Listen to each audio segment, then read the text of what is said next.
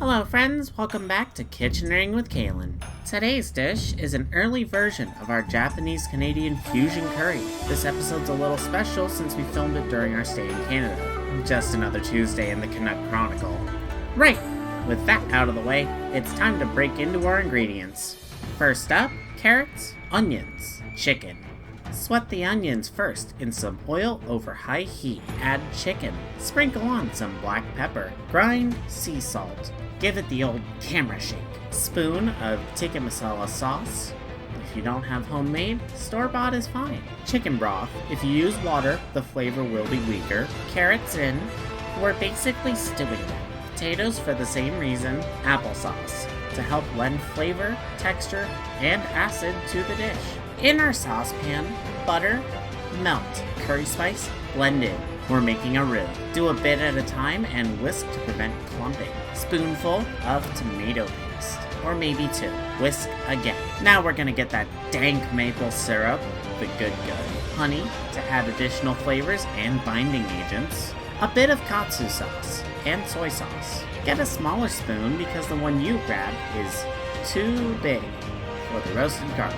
Mix everything together. Toss it around to catch all the residual flavors. Give it a flip just to be a show-off. Whisk it into the curry a little bit at a time. Let the liquids break the roux down. Now we're gonna season our cheese curds and toss them in a bag like it was sunshine. Back to the curry. We're tossing in chocolate and yogurt. And if that sounds weird, you're right, but actually no, you're wrong. So do it and deepen your flavors while smoothing out the heat of it. Disclaimer, you're not actually wrong if you decide not to follow this step.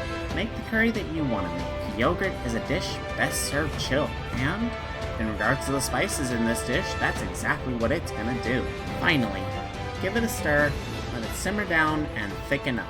And with that, you're basically done. Toss your curry curds over rice and then ladle the delicious roux all over that plate. You've got a dish full of saltiness, savoriness, and creaminess.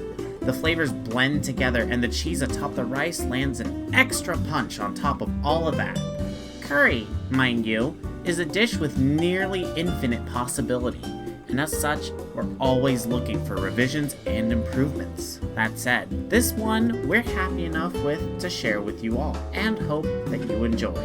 Since the recording of this video, we have revamped this recipe quite a bit, and would love to share with you all in the future. But while we wait, why don't you tell me what you do for curry in the comments section below. If you liked what you saw, click the like and bell icons and subscribe for more dishes just like this one. Thanks for watching Kitcheneering with Kailyn. We'll see ya on the next Tuesday.